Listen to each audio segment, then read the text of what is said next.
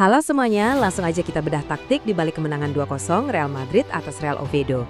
Sebagai analis sepak bola, tugas kita hari ini adalah mengesampingkan emosi sesaat dan murni melihat metrik, struktur, serta strategi di balik hasil akhir ini. Kemenangan ini mungkin kelihatannya seperti rutinitas biasa di atas kertas ya, tapi kalau kita perhatikan lebih detail, sebenarnya ada banyak banget narasi taktis yang terjadi di atas lapangan. Fokus bedah taktik kita kali ini mencakup 4 hal utama. Momentum kebangkitan Madrid, seberapa klinisnya seorang Gonzalo Garcia, impak krusial dari bangku cadangan, dan pastinya kita akan menyelami data statistik di balik kemenangan ini. Kita mulai dengan poin pertama, momentum kebangkitan Madrid dan bagaimana El Real merespons tekanan pasca kekalahan berat di El Clasico. Faktanya, alur pertandingan ini sama sekali nggak berjalan mulus. Di menit-menit awal, Madrid memulai laga dengan cukup lambat. Meski Franco Mastantuono dan Brahim Diaz sempat memaksa kiper Aaron Escandel melakukan penyelamatan ganda, Madrid benar-benar harus menunggu sampai menit ke-45, tepat sebelum turun minum, untuk akhirnya memecah kebuntuan. Dan mereka baru bisa benar-benar bernapas lega, mengunci 3 poin di menit ke-80. Terus, kenapa sih rentetan waktu ini jadi sangat penting buat kita bahas? Secara objektif, ini adalah 3 poin wajib untuk menstabilkan kembali situasi ruang ganti di Santiago Bernabeu. Kekalahan dari Barcelona akhir pekan lalu kan secara matematis sudah mengonfirmasi bahwa mereka bakal puasa gelar musim ini. Jadi, lanjut ke poin kedua.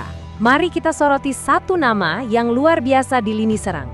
Eksekusi klinis Gonzalo Garcia. Kalian pasti sadar kan, seberapa ketatnya persaingan internal di skuad Madrid sekarang? Kylian Mbappe bahkan sampai terang-terangan mengakui kalau dia harus kerja ekstra keras buat bisa mengungguli pemain seperti Vini, Mastantuono, dan pastinya Gonzalo. Bayangkan, mendapatkan pengakuan se-eksplisit itu dari pemain sekelas Mbappe, ini jelas nunjukin kalau standar performa Garcia sekarang lagi ada di level tertinggi. Kenapa Garcia bisa dapat pujian setinggi itu? Nah, ini dia alasannya. Coba lihat angka konversi ini, 33,3%. Itu adalah tingkat efisiensi Garcia dari tembakannya yang tidak diblok. Di sepak bola modern, efisiensi di sepertiga akhir lapangan adalah segalanya. Dan angka konversi di atas 30% itu benar-benar metrik kelas dunia. Biar lebih jelas, mari kita bedah dampaknya. Dengan total 11 gol di semua kompetisi, dia sekarang memegang tingkat kesuksesan terbaik di antara 17 pemain Madrid yang udah mencetak gol musim ini. Di laga ini, saat tim lagi di bawah tekanan supporter sendiri dan frustrasi menembus blok pertahanan Oviedo, Garcia tiba-tiba ngambil tembakan cepat dari tepi kotak penalti, langsung menusuk ke sudut kanan bawah. Dia membuktikan kalau dia adalah sosok finisher klinis yang paling Madrid butuhkan hari ini. Memasuki babak kedua, situasi di lapangan berubah total. Ini membawa kita ke poin ketiga, peran krusial para pemain pengganti. Di sepertiga akhir laga, keputusan taktis dari pinggir lapangan benar-benar mendikte hasil akhir. Ada momen luar biasa waktu Mbappe masuk lapangan dan malah dicemooh pendukung tuan rumah. Tapi dia ngerespon itu dengan sangat profesional lewat sebuah asis penting yang diselesaikan lewat aksi solo brilian Jude Bellingham, ngelewatin 2 bek lawan.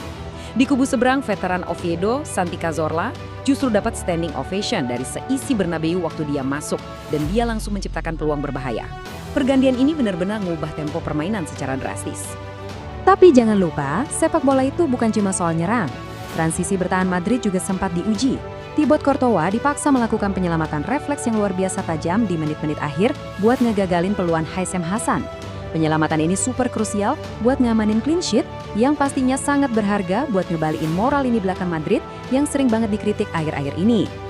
Oke, sekarang mari kita singkirkan sejenak semua narasi emosional tadi dan murni lihat faktanya.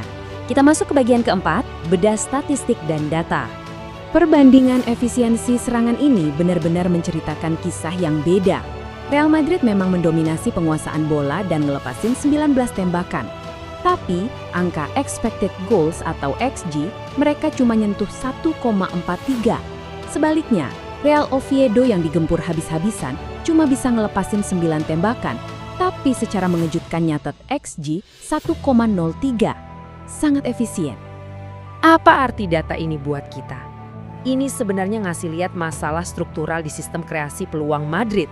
Mereka seolah dipaksa ngambil tembakan-tembakan spekulatif dari posisi yang sulit, makanya XG mereka rendah. Oviedo yang cuma ngandelin serangan balik justru punya peluang yang secara matematis jauh lebih mengancam.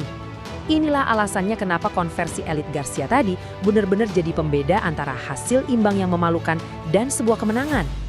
Sebelum kita tutup, kita juga harus ngasih kredit ke data playmaking yang satu ini. Brahim Diaz sejauh ini udah nyetak 6 assist tanpa mencetak 1 gol pun di musim ini. Kalau kita komparasi di 5 liga top Eropa, profil setidak egois ini langka banget loh. Cuma Julian Reisern dari Dortmund dan Luis Milla dari Getafe yang punya angka assist murni lebih tinggi di kategori ini. Diaz ngasih dimensi kreativitas yang sangat dibutuhkan waktu para finisher utama Madrid lagi buntu. Jadi, setelah kita bedah semua metrik dan taktik ini, saya mau ninggalin kalian sama satu pertanyaan.